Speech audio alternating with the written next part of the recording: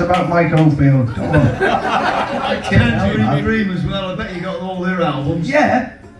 Fucking Rubicon. Rubicon, what a great song. Oh, what? What music? So here's the connection. If you remember the song Best Kept Secret by China Crisis, Yes. it was produced by Andy Partridge of XTC. Yeah. Oh, that was thrilling, that. Absolutely thrilling to work with I Andy. was unaware of that until these guys told me. Yeah, it was just a little weekend, you know what I mean? He popped up to Liverpool, managed to get all his belongings stolen. Yeah, he got broken into while he was there. So it was probably an inside job from you guys. Partridge is not home, go and get his stuff. I don't know what we said is Terry Chambers has just called us and asked us to rob your room. Oh, it was fantastic, actually. It was just, it would have been after Flaunt Imperfection, 1985, that was released, and we would have just had a session with Andy to just see what it was like working with him, you know, as a potential producer. And I'm not sure why it never went on to anything else, because it was fantastic. And the version does exist. We have got a little mix of it. It was never finished, so it does sound a bit like a demo, but it was thrilling working with him. We'd known Andy since about 1978. We were aware of him, and we knew he was as bright as a button and very, very clever and hugely musical. If you think of, nobody in the 80s had any interest in the Beatles or the Rolling Stones or any of them really from the 60s, 70s. Not really. We were all trying to sound like the future. Andy was possibly one of the only people, plus his band, Harry and Colin and that, one of the only bands really that referenced the Beatles, didn't he? I mean, everyone else sort of, I mean, I grew up in Liverpool and our mum and dads had the Beatles records, but we ignored them really because to us, that was the past. And we were all about the future, we were all about trying to, you know, have hair like a flock of seagulls. And I think that's why Glenn Matlock left the Sex Pistols, because Johnny Rotten hated the thought that he liked the Beatles. I think so. Yeah. So let's go to XTC for a second, and definitely influenced by the Beatles because you can hear it. So as the original drummer, Terry, I did see XTC on the Black Sea Tour in 1980. You played a venue called the Palladium, which in New York on 14th Street used to be called the Academy of Music. It was the Black Sea Tour. It was a triple bill. It was Joan Jett and the Blackhearts opening up for Jules Holland, opening up for XTC. Great show. At some point on that tour, what happened? Andy collapsed, he had stage fright. There was a reason why you stopped touring. Yeah, we've been touring almost consistently for 5 years, in between doing albums as well. These guys would be a witness to the rigors of work schedule that Virgin Records, and we certainly had unsympathetic, we had hungry management, and Andy was, I mean, he used to give it everything on stage, you know, we used to come off sort of wringing wet type of thing, and basically he was sort of worked into the ground. He was a racehorse that, had he been a horse, he would have probably been shot. But yeah, and it all came to a conclusion after we did a San Diego gig, and he just couldn't go on. He just needed a rest. Unfortunately, we had a 30-day American tour ahead of us, and we only did that one day, which is pretty catastrophic, I can tell you. Did you not think to give Andy a rest and then sort of carry on with Colin as the lead vocalist? Because he was a major songwriter as well, wasn't he? And great voice. Yeah, that wasn't our decision really. Oh, okay. You know, I don't know. We were just sort of in a set. I think we probably all needed a rest at that point. Yeah. Management Definitely. being management, and we had pretty,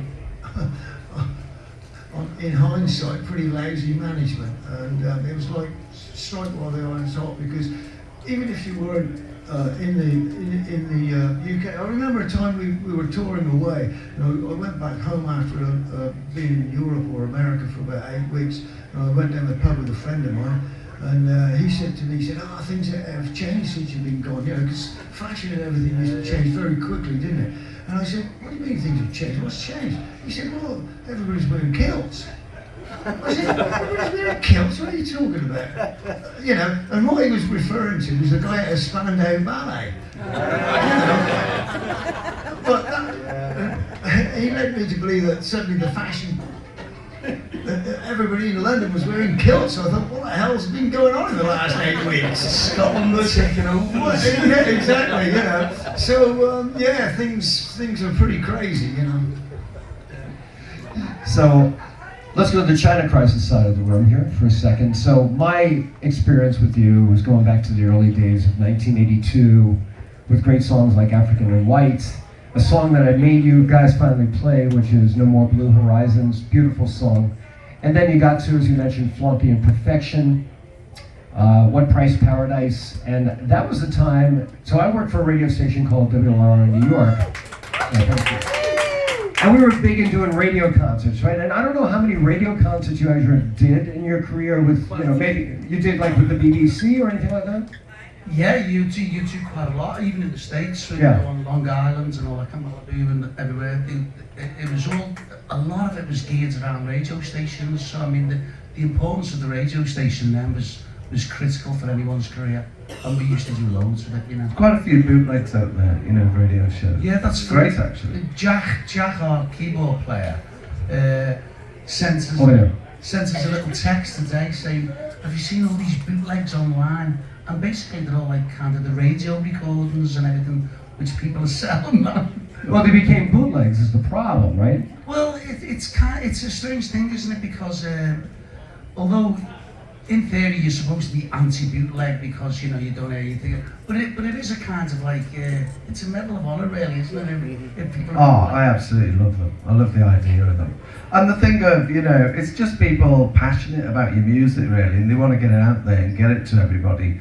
And yeah, obviously you don't make any money from it, but you don't make any money from the actual record company. What's the fucking difference? That is the honesty of the music industry. Period. End of story. So we did do a show at the Malibu. Yeah. Right? I think it was 1986. That's a bootleg. That's the Oh, bootleg. yeah. Well, the thing was, so at the time, the new technology was called DAT, digital audio tape. Yeah. DAT, Yeah. which failed and went like that. But it was the first concert we ever did on DAT, which was actually Oh, pretty wow. cool. Remember that? Amazing. And it was a big bootleg, and you know the rest is kind of history. So. It is funny the way that concert does stick out in the memory, actually, because if you think about it, it's 40 years of concerts. But I do remember that day and that night really well. It was such a fantastic time. The band were on the beach, just hanging about on the beach most of the day, stoned. Not all of us, the three of us, so that's half the band. So that added to the laid-back attitude of the evening. But I do remember the place was absolutely rammed, and it just had an exciting thing about it, didn't it? It was the fact that we were there, you know, and we were being recorded, and we were on the radio. It was like we were still only 22 years of age. It was still like, my God, onto our third record, were we? And we graduated with Walter Becker from Steely Dan. It was very, very heady. It was very, very whoa. It's a funny thing that's like what Terry was saying before, the way you know you would get basically worked into the ground, and as Gary said, by the age of 22 we were on our third album. You know, they were just relentless. The record companies, they just wanted more and more and more and more, and you'd write, record, tour, back, write, record, tour. It was like a Ferris wheel. Must admit, we did sack somebody every time we got back off of a tour. It was tough, do you know what I mean? Being with each other for like a year, and it was like, right, you've got to go. Yeah. Unfortunately, we sacked the wrong people. You should have sacked them. We did sack the wrong people, actually. Eddie is correct. We should have sacked the management. So, we should have sacked the manager.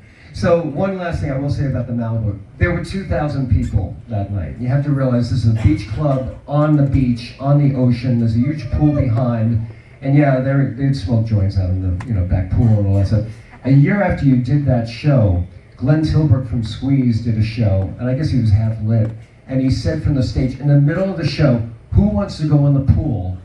Follow me. He jumps off with his guitar, ran outside and jumped in the pool, and hundreds of people jumped in with him.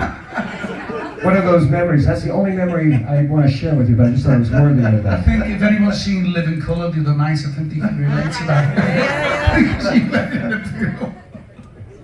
Now for you, Terry, so Speaking of radio guys, John Peel. Didn't XTC do a John Peel session at some point? Yeah,